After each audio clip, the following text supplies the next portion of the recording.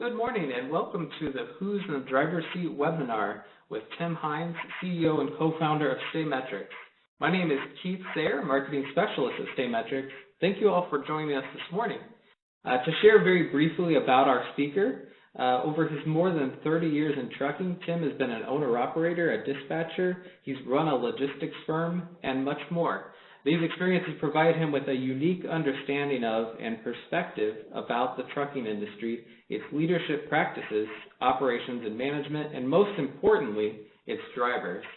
Today, he and co-founder Kurt Liddell lead the team at Staymetrics, bringing research and strategies to carriers looking to improve their driver retention.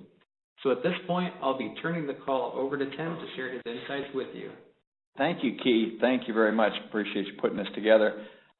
Thank you for those attending. We appreciate the opportunity to present this today and want to share with you a little bit about how we got here and how this presentation came to be.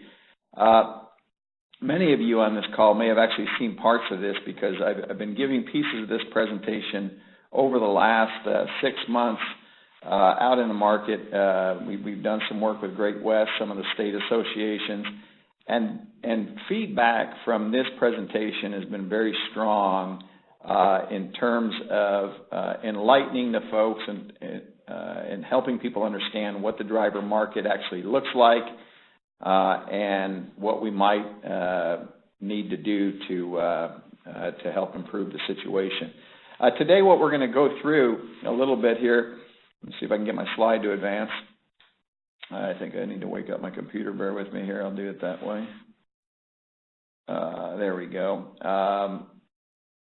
So today what I'd like to, what we're going to be talking a bit about is a little bit of who we are. This particular webinar has a lot of clients on it, so I'm going to, kind of go past that part pretty quickly.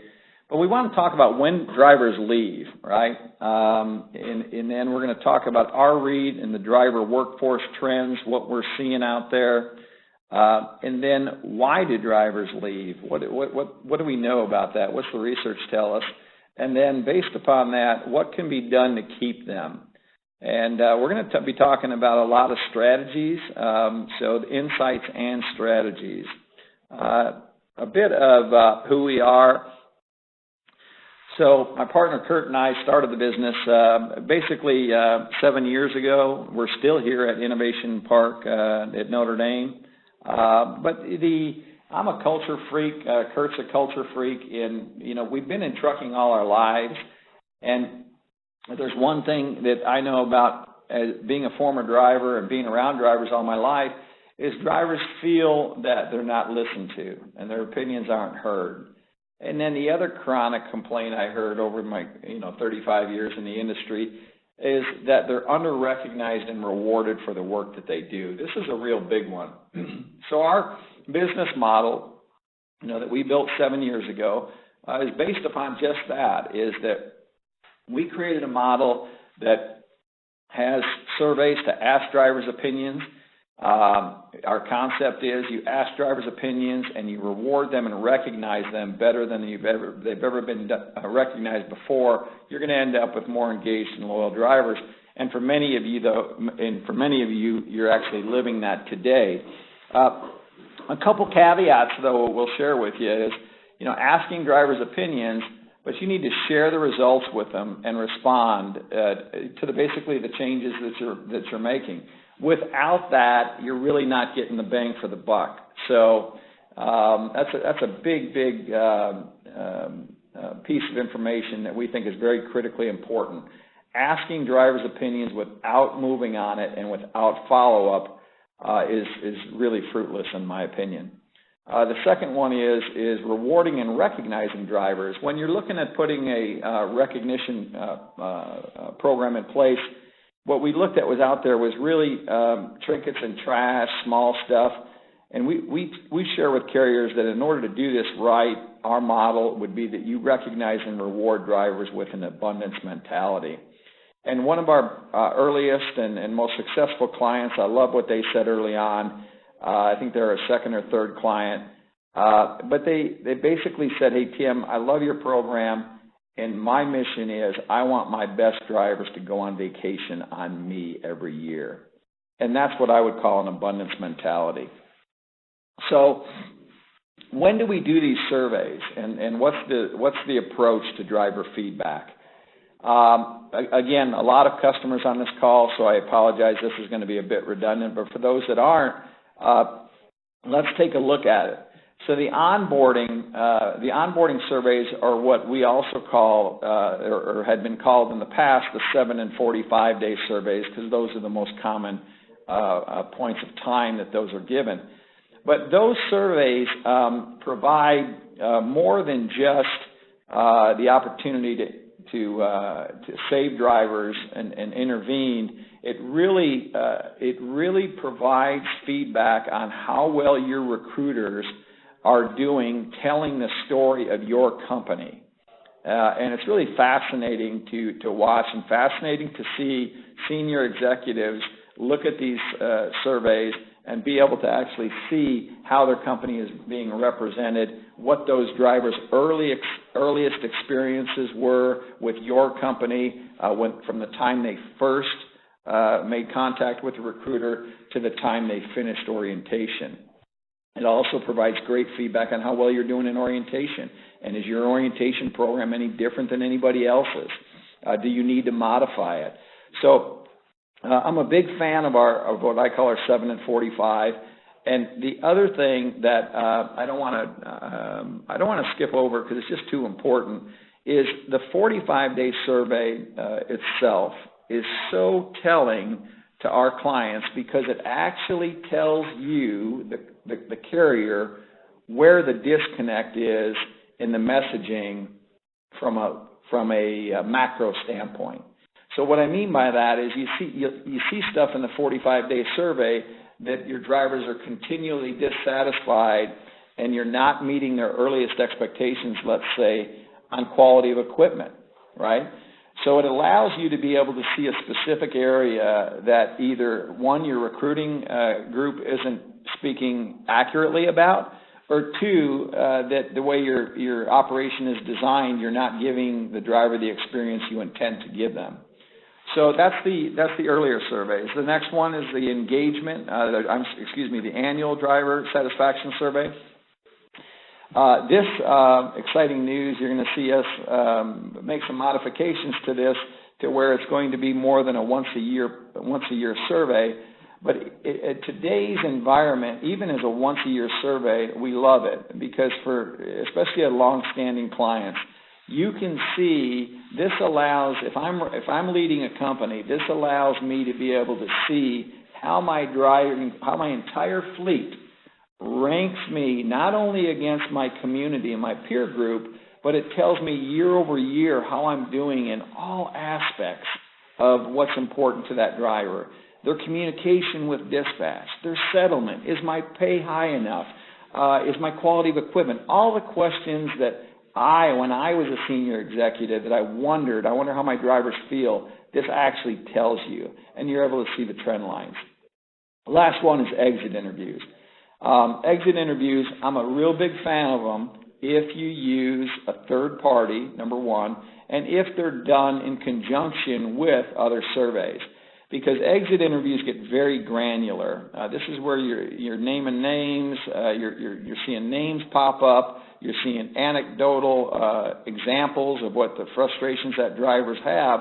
But the reason that I think it's so valuable in conjunction with the annual and the 745 is, I'll tell you that it oftentimes confirms what's in the other surveys, but it gives you that granular examples that allows management to go in and suggest modifications and changes. Next slide I want to get to, if my computer will let me. Let's see here, bear with me. Oh, I kind of jumped the gun there. It was a little slow. Then how should you think about the driver feedback? And this is the way we kind of think about it, and we suggested maybe you try to think about it this way as well. Is, the first part is just surveying your drivers. What do they say? But the second part of what do we know, that's our work at Staymetrics. And what we do is we take all your surveys and we conduct analysis. We've got an ability to run predictive models. We've got ability to show that data up against community data and really understand, we at Staymetrics try to do the best job we can at understanding what your drivers are trying to tell you. And that's based off of science models, that's based off of comparative data, which then gets us into the next one in terms of what can we do. And this is where, for those carriers that are on the call, you want to make those quarterly consulting calls, because on a quarterly basis, we sit down with you and we're going to show you what those results are, and we'll tell you some of our best practices, our best strategies for that area. But we actually we encourage you not to take our recommendations just at face value. We want you to have this same meeting with your internal staff to understand, what does this data look like? Because oftentimes when you get the internal staff together, aha, that's when we did that. Aha, no, we need to change that. So there's a lot of aha moments that are available in a brainstorming environment with your own staff. We suggest you do that as well. Then you get into the acting on ideas, and this is where the rubber meets the road. This is where, if you're not a client of ours and you're considering being a client of ours, this is what you have to ask yourself is, are we ready? Are we ready to act on these ideas? Do we have the management team in place? Are we committed to retention strategies? And then obviously the outcome that we desire and we see is keeping drivers, keeping the right drivers that you have. So let's take a look now at what some of the top industry issues are. Oops, bear with me here. I hit the wrong button there. What some of the top industry issues are. For some of you, this is going to be new, but ATRI, the American Trucking Research Institute, puts out a survey every year. Some of you might participate in it, and it asks you what's keeping you up at night. What are the top frustrations that you're seeing? And here they are, right? Driver shortage and driver retention is number 1 and number 3. So this is a very, very important issue to the industry. But might I point out that we're still in our infancy, quite honestly, as an industry of understanding driver turnover and acting on it as an industry. 9 out of 10 companies today still don't have anybody assigned to driver retention. We're spending $1 gazillion on the recruiting side and on the marketing side, but we're really not effectively putting processes in place and putting management resources in place and putting a budget line item that says retention. Very, very infrequently, and maybe 10% of the time, do we run into carriers that actually have a line item on the P&L on retention. So it's a big one. I want to start to look at when these drivers leave, right? Let's take a peek at when they leave. And we at Staymetrics have run what we call the Stay Days table, and we've created an index with 92 carriers that really is representative of the industry. And in this particular one, it's 44,000 drivers that we're following and studying. And what you can see here is the percentage of drivers that remain with the carrier over a 30-day period. You can see it's 85.9, right? Okay. And then you can see you can go all the way across to 365-day period where it's really 38%. Now, this, if I'm a senior leader on this call, I'm either going to get a screenshot of this, or you can email me, tim@staymetrics.com. Again, that's tim@staymetrics.com. If you email me a request for a copy of this, we'll get one. We'll get somebody to reach out and get you a copy of this. But what you want to do is you want to compare yourself. First, you want to know your data. So I would suggest, I was going to say if you're a carrier of size, but even if you're not a carrier of size, that you clearly understand when your drivers are leaving you, and you use this exact same time frame and you measure against it. What we know at Staymetrics is, while that's the average, carriers that can beat the 30, 60, and 90-day average have significantly better retention than their peers. So my takeaway as a senior executive, in the trucking industry for 35 years is this: I would have this printed out. I would have this assigned to somebody in my company that I want this from Staymetrics on a monthly basis, and I also want to know our data on a monthly basis. Because really what it kind of looks like is it looks pretty wasteful, right? We've got 100 drivers started on orientation on Monday. Don't want to depress you, but 35 are going to leave in the first 90 days. I think it's 22 more are going to leave in the next 180 days, which really leaves you only with 4 out of 10, right? Now, I realize the example we gave of 100 in orientation is there's just a couple of carriers in the United States doing that, but maybe think of just your total energy that you put into all your drivers throughout the year and only know that 4 out of 10 are going to make it is pretty depressing. But there is something you can do. There's absolutely something you can do. We're going to get towards some strategy towards the end. I want to talk about our read on workforce trends. I was at a Randall Riley event about a year and a half ago, and I got turned on to a demographer by the name of Ken Grobach. I'll spell his last name for you. He's fascinating. He's got a great book out. It's Grobach. And Ken basically opened my eyes to what the labor market is struggling with today and what it's going to look like in the United States moving forward. Our read after studying the labor market for an extended period of time and being in the industry is a combination of these things. Is that we've been failing to attract younger workers, and we're paying the price now. What do I mean by that? Is that we all understand. Let's not tease ourselves that when government regulation came in with the CDL, which I would say was definitely needed in the mid '80s, that actually created a barrier of entry into the industry that we have not solved for. And it actually created a problem as well, in my opinion, with the quality of some of our candidates, because we oftentimes would get people that had to wait till they were 21 to come into the industry, but we also were getting people that maybe they failed at another career before they even came in. So we've been failing to attract younger workers, and we've been paying the price for quite some time. And that actually, in my opinion, that was the beginning of the shortage. And so in my mind, in Staymetrics, I believe that we have had this shortage, and it's been around for 15 years, and we have actually just been living in it. The next one is the trades are short. Prospective hires have much more alternatives than they did. I'm dating myself, but I'm 57 years old, and when I graduated high school, being able to get a job, if you weren't going to college, which at that time only 56% of us were going to college, which, by the way, now 70% of us are going to college. So what does that mean? That means that younger worker, I'm going to spend some time on that. That means that we used to have 22 males in a male-dominated industry like trucking. We used to have 22 males to basically fight with the service industry and the military for the hearts and souls of these prospective people that drive for us. Well, now, okay, you're looking at today's, now 70% of students go to college.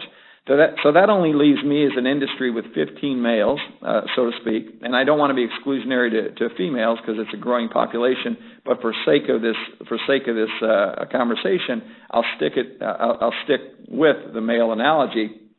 But so we've got 15 where we had 22 before. So you look at the percentage decline of actually what we have available to us.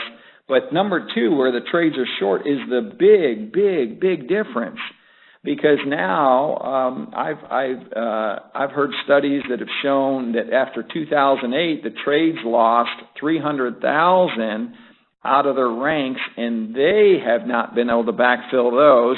The apprenticeship programs are wide open, so now not only are we competing against the military and the service industry, but the trades are wide open.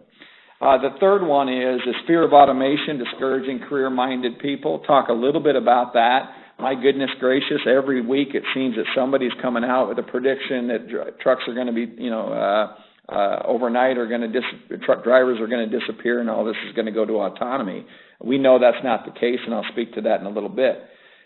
We also believe that automation is coming in too slowly to offset the difference. I'm going to give you some data on that. And then what is the last and best play? Obviously, we're biased. Obviously, we'd love to have more clients, but it's really to get laser focused on retention, because we think that this is almost a survival thing. We think if you're not going to be able to get good at retention, it's going to be hard to even make it. So, factor fiction, driver shortage. I realize we're in a soft spot right now. But you look at the news. I run these headlines, and I just basically run them about every 3 weeks. And all I do is look for the headlines on the word driver shortage, and you see it. You just see it popping up everywhere. You see it in the school bus industry. We're not getting kids picked up from school. So where is it? So what's going on? What's going on? So I want to see if, hopefully I can explain this clearly enough to you, because it kind of paints the picture for what the future is going to be a bit. But if you look at live births per 1,000 females, right, look at the chart, okay, and look at how much in decline we are. But one of the things I want to point out in this is that the millennials are projected that they need to do 2.1 childbirths per female to be able to take us us boomers out of the workforce. And at the last census, which is 6 years old, it was 1.7. It was projected at 1.7, and I believe the next census is going to be corrected even down lower than that, which means that we're having a shortage. That's what we're living today. When you go past a McDonald's or a fast food restaurant and they can't even open their doors and they're drive-through only because they can't find the staffing, that's what you're feeling. When you have to wait 2 weeks for a plumber where a year ago or 3 years ago it was a year, that's what you're feeling right there. So we're actually feeling that. So if we look at the labor force participation rate, what's interesting to me on this chart, I'll give you a couple minutes to absorb it, but what's fascinating to me about this is the amount of older workers that are staying in the workforce. And so that's the lighter blue. So if you can see the lighter blue is going up from 96 to 06 to 16. It keeps creeping up. And when I speak at industry events and I look out there, I tell people, I say, do you remember when we used to have buyouts, for our older employees? And they were fairly common. All of us probably know family members that, yeah, so-and-so, was offered a buyout to retire early. Not only is that practice very rare now in the United States, but it's quite the opposite, where we're actually begging people, can you stay? Can you stay? Can you work part-time? And when I present in live forums, I have people that actually point to people at the table that are people that are trying to retire, but the company's asking them, hey, can you stick around? So it's pretty fascinating to me. And then, when you start to look at what's going on with the driver age, it's panicking, right? And I know that, I want people to be enlightened is a strong word, but have an understanding of the importance of this. And I want you to think of your fleet. And I want you to think of what percentage of your fleet right now is really going to not be there in 5 years because they're going to retire, or 8 years. And what are you going to do, right? So this chart here was done by Dr. Timothy Judge, one of our co-owners and our former director of research. But he actually, when he ran this, he was so excited about it and alarmed. He said, my God, Heinz, how do we go from, in 20 years, the largest group to the smallest group is at age 20 to 34? And that gets into what the chart I had about 4 slides up earlier, where I actually talked about the fact that we've really not done a good job attracting that early candidate. And then we look at why somebody wouldn't want to, choose a career as a driver. this is, again, every week, there's something coming out, that indicates, wow, we're going to have self-driving trucks. So, if you're a career-minded person, let's say I'm having a coaching session with somebody and I'm trying to tell them, hey, I think you should get into trucking and look to be a truck driver. It's a great profession.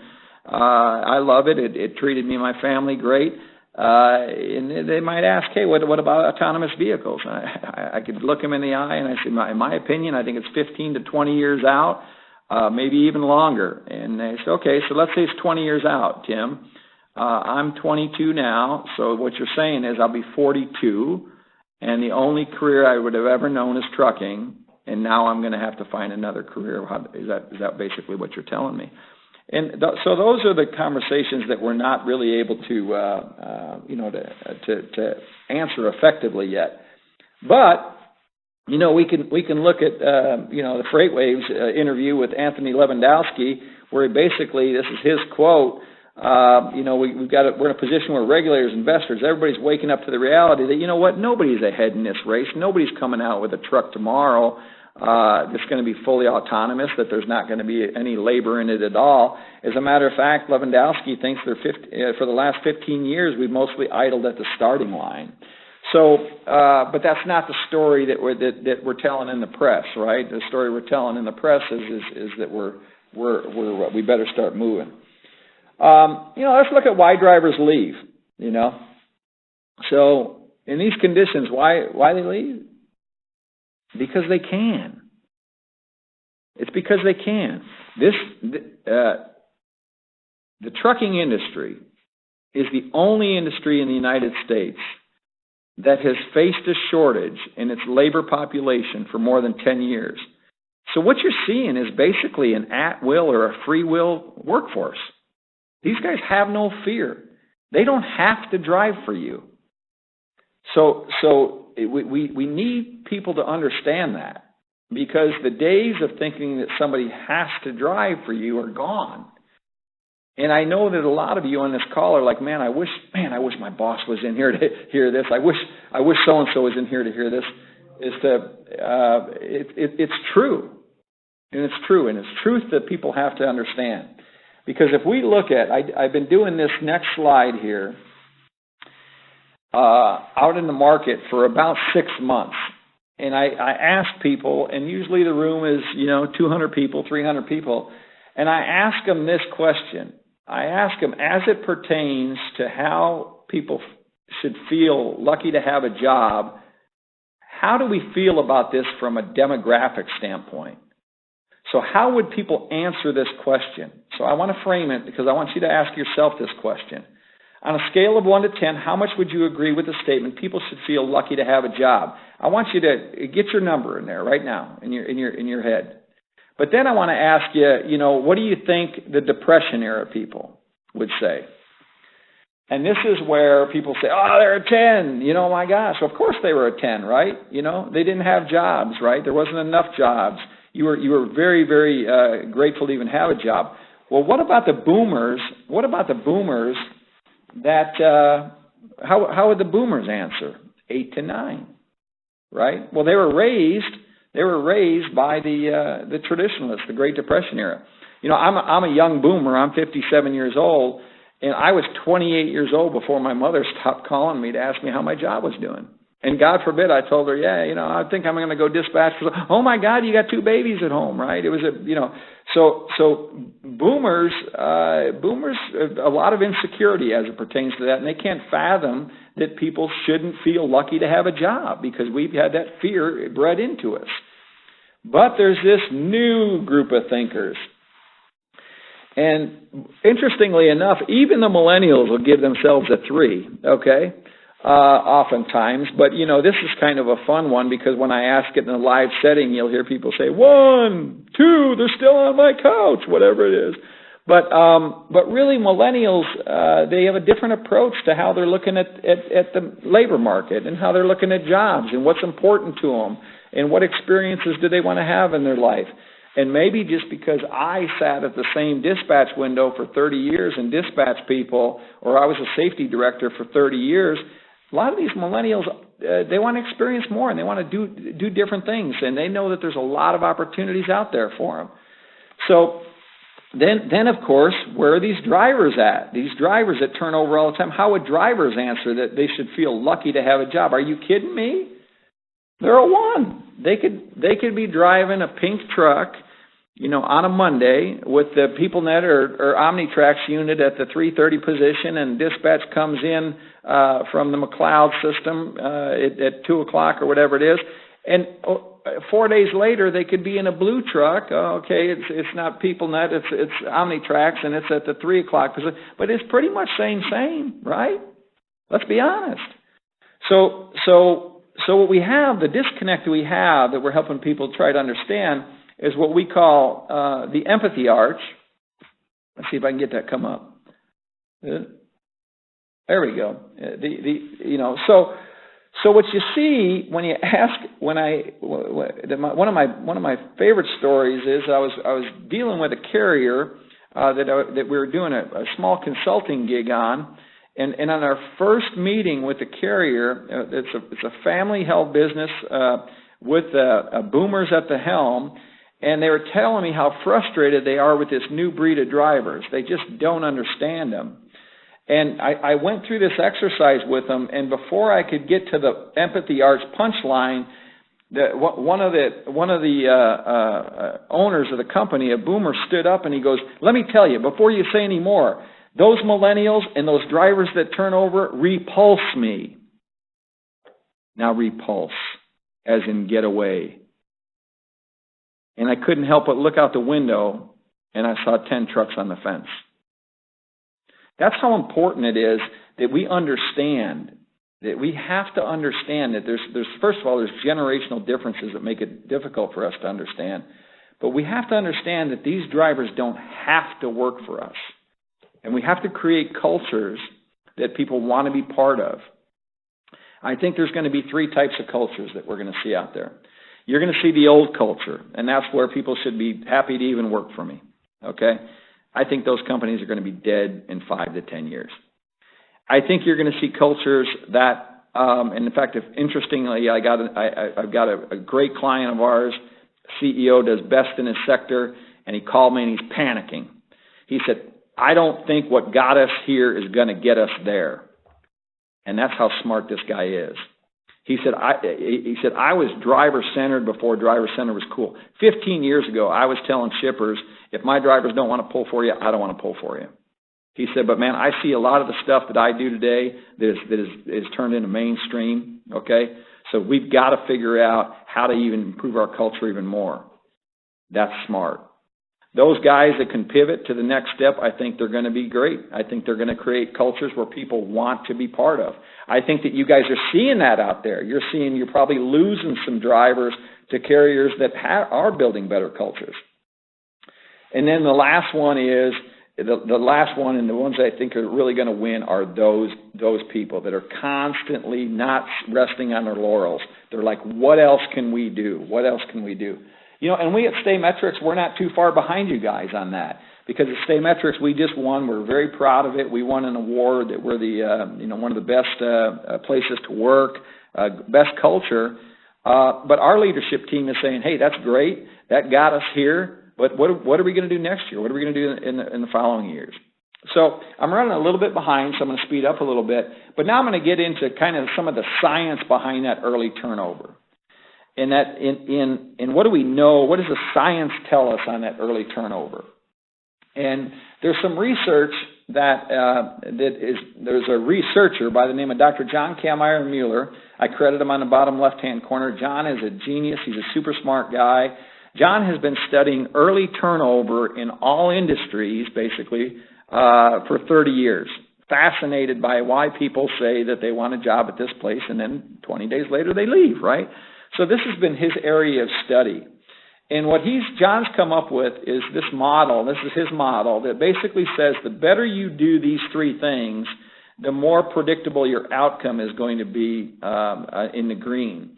And I want to tell you the story of the way we got introduced with John in John's first introduction into trucking.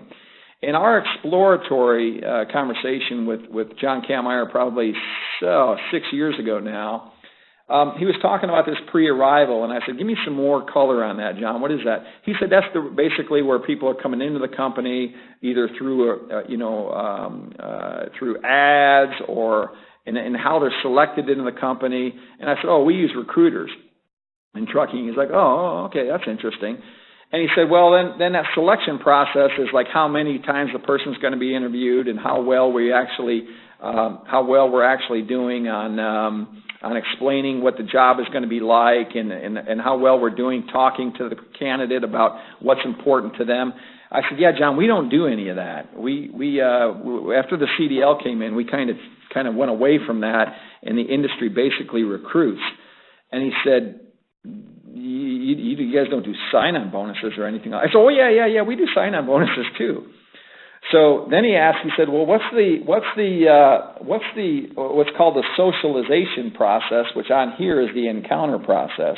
He said, what's the socialization process look like? I said, well, John, you'd have to even tell me what that means. He said, oh, that's when somebody comes into the company, they're brand new into the company, and are they introduced to the team on the first day, and maybe they go through every department and they meet people, and he's describing an office work setting.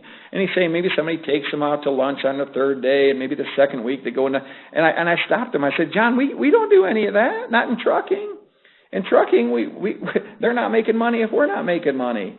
So we got to turn them. They got to come in and they got to leave. And he said, so let me get this right. Your selection process, you basically don't have one anymore after the CDL. And your socialization process is 2 days of orientation, and that's it. And I said, yeah. He said, oh, my God, a model like that, I would just estimate it's got 100% turnover or better. I said, my God, it does. So we've kind of done this to ourselves, right? So John's model is the better that you can do on the selection process and the better you can do on that socialization process, the metamorphosis is more that early experiences with their dispatcher, and is it a pleasing experience, the early experience with the settlement department, all the people they can interface with, what is that like? And then based upon that, John says, and we've seen it over and over, the better you do at those, the better your outcome is going to be.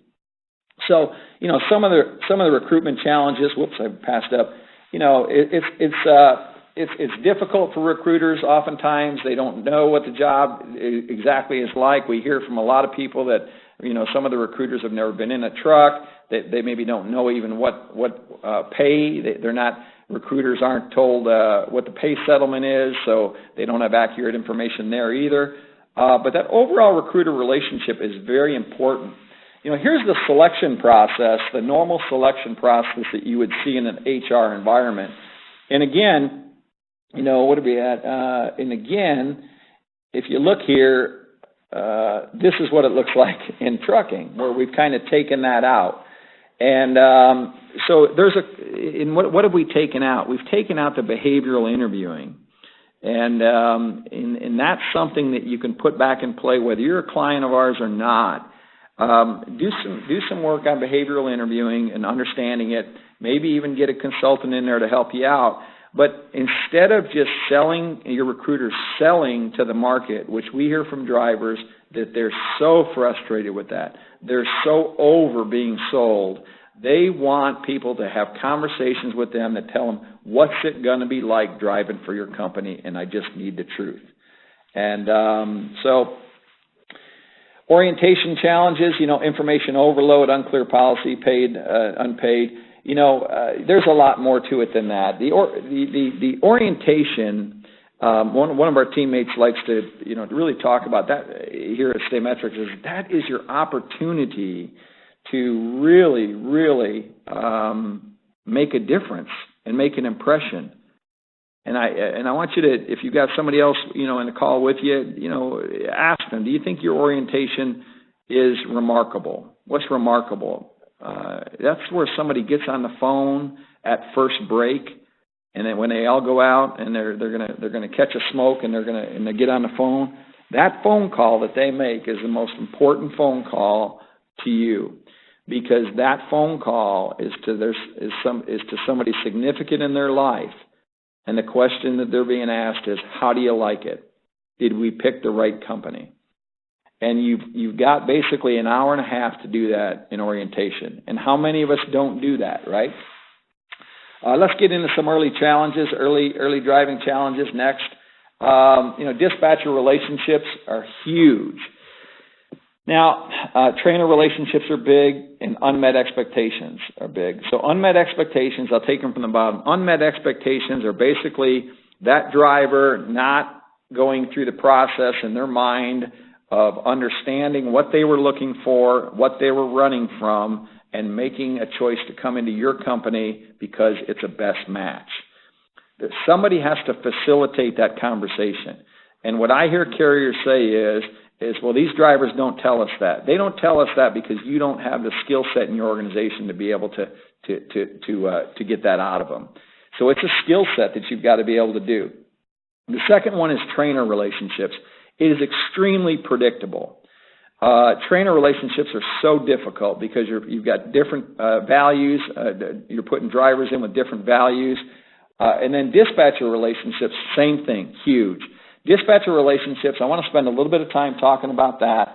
And I might actually cut this partially short, but a little bit of time talking about dispatcher relationships because that's so critical. And if your dispatcher has 50 drivers, I would ask your dispatchers to start to keep track of what percentage of the drivers that they have assigned to them that they're actually having verbal communications with. Verbal as in the ability to build a relationship. A dispatch relationship isn't by just shooting the orders through the Qualcomm or Omnitrax unit. So I'm running a little bit behind. I'm going to speed it up. Ongoing challenges. These are some common ones. Maintenance. They're not maintenance. The settlements are wrong. Work-life balance. There's stress on the job. The health and safety of the job. What can be done to keep them? So strategies for each part of the driver socialization process. So the recruiting and selection. You want to communicate a consistent message. What is reality, right? You want to draw a meeting with your recruiting department, with the head of orientation and the head of operations. And you want to answer this question. When a driver calls in, what's our promise? And the three of you have got to figure that out. What can they realize? And then basically whatever that promise is, that's the next piece. You tell them that's what they can realistically expect during their first few days and weeks on the job. And that's really, really key. Recruiting and selection.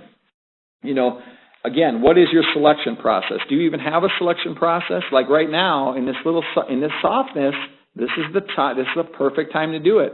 A lot of you have probably a couple more drivers interested than you actually have seats available. This is a rare time right now. It's not. We don't believe it's going to last very long, but this is the time where you would want to start practicing behavioral interviewing, having deeper conversations. Start looking at how you're comping your recruiters. Another thing you can do is driver matching.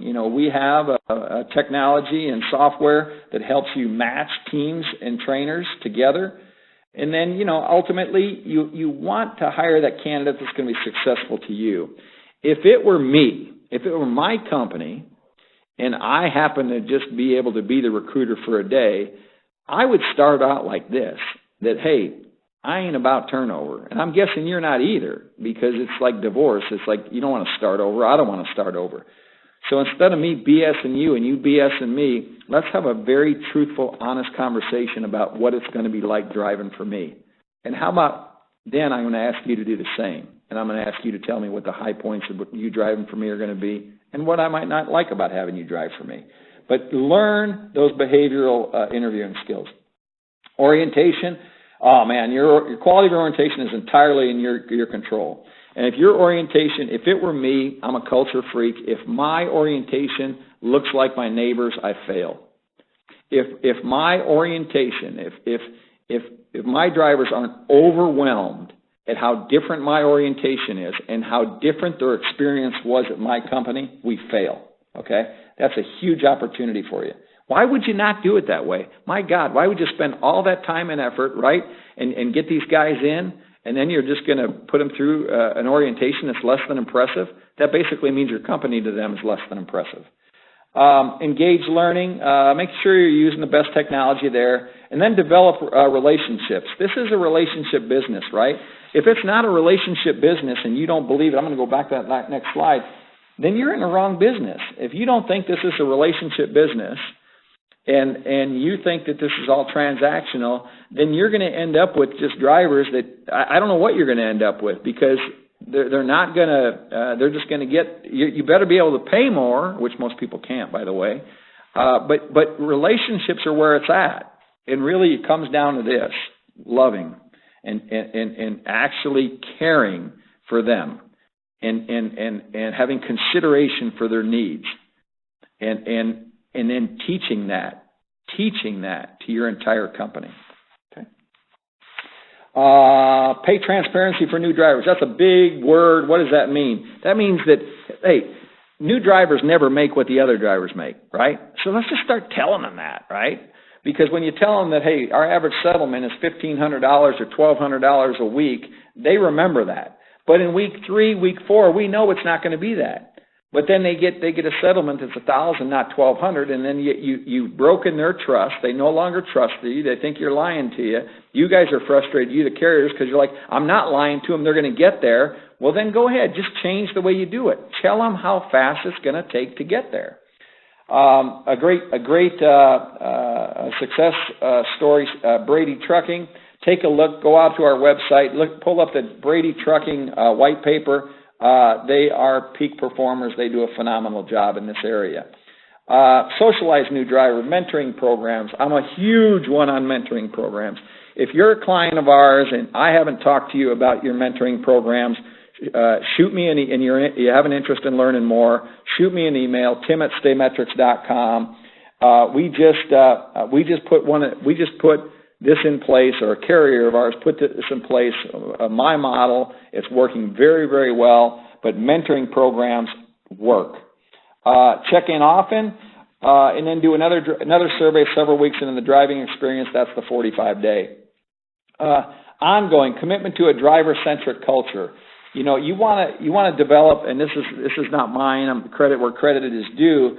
You want to develop as Dr. Mark Goulston. Look up the book Just Listen: How to Get Through to Anybody. But Dr. Mark Goulston and I were talking about the driving industry, and he kind of stays close to our industry a little bit, and I talk to him from time to time. And he said, Tim, if I were to tell your carriers to do one thing, I said, go ahead, I'm listening. He said, they should develop an I won the lottery culture. I said, what is that? He said, that is when that driver can't stop talking about you. They have to talk about you and all the great things you do. So if you start with that in mind, one of the 2 questions you're going to ask yourself and ask your leadership team is, okay, what do we have to stop doing? Hey, well, then what do we have to start doing, right? You know? And then make sure drivers feel welcome in the office. If you've got a drivers only sign, you're so 1975, you need to get rid of that. Or not drivers, no drivers allowed sign. If you've got a no drivers allowed sign, you probably need to get rid of that. And then you probably need a little bit more work on culture. And then ongoing, we again, get a driver retention strategy and plan, work it and refine it every day. The same way you do your maintenance plan. The same way you do your fuel plan, the same way you do your route optimization. Manage retention the same way. Driver feedback, obviously, keep going with those. We think it's super important. Robust recognition and rewards program. The last thing I'm going to leave with is that these are going to be the differentiator in the future. For those of you that are already doing it, already upping, actually not going down on the dollars you're awarding drivers, but upping it, you get it. And you're seeing that these are important to the drivers. It's important to their families. I think that this is going to, reward programs in the entire labor market are going to be very prevalent in under 5 years. And with that in mind, question and answers, and Keith, I know that the team or people sent some questions in, and what do you have for me that I can answer or try to answer? Okay, so the first question we got from this group was, is there a good predictable data point indicating whether or not a driver will stay prior to being hired? Yeah. Okay, great question. The question is there a great predictable data point that can predict whether a driver is going to be staying with you before you hire, so like a screening tool? So for some of you that are clients of ours, you know that we started a study. We actually did a study. We didn't start it. We did a 4.5-year study with Dr. Timothy Judge, Mike Krant. We had about 6 other IO psychologists involved. The study was 2 parts. The first part of the study was done where we took about 500 drivers, studied them, followed them for 2 or 3 years. They saw some correlations there. We had intended on publishing this in peer journals. We went out and did field testing because the field testing had to prove the concept, and it failed. I repeat, it failed. So the answer is, as of right now, no. And yes, I know that the federal government is currently trying to come up with a screening process that can tell us more about 18, 19, and 20-year-olds and which ones are going to be successful. I don't know about that study, but specifically to your question, Keith, is there any science and can we build anything that will help people be able to choose drivers? I would love to say yes. We actually started down that road. The answer is, the research told us as of now, no. The other question we had from the group was, is there a trend in truck drivers giving up their authority to join for-hire fleets as spot freight rates have dropped? Yeah, I love that one. So you saw the opposite, right? So the question was, are we seeing a trend where drivers are abandoning their authority, owner-operators, and they're moving over to either become a company driver or moving over to a fleet, maybe even as an owner-operator, but more or less a company driver. And so the question, for those of you that may not follow why the question was asked, is because we saw the opposite trend a year and a half ago. A year and a half ago, you saw company drivers leaving, buying used equipment, getting their own authority, and making hay out in the spot market. That's an awesome question. We have not seen that or heard that yet, but we've also not studied it. So it could be right underneath our noses and we haven't studied it, but that's a great question. Keith? All right, so that's all the questions we have for today. I want to thank everyone once again for joining us this morning. We hope that this webinar was of value to you, and if we can help you in any way, feel free to email us or give us a call. The contact information is right there. And this webinar has been recorded, so we will be sending a follow-up email to you with a link, so if you want to review it again. We hope you'll plan to join us in our future webinars. We'll communicate when those are going to happen through our online newsletters and social media. So make sure you're following us there. You can sign up for the newsletter at staymetrics.com. So we hope you have a happy Friday and a great weekend.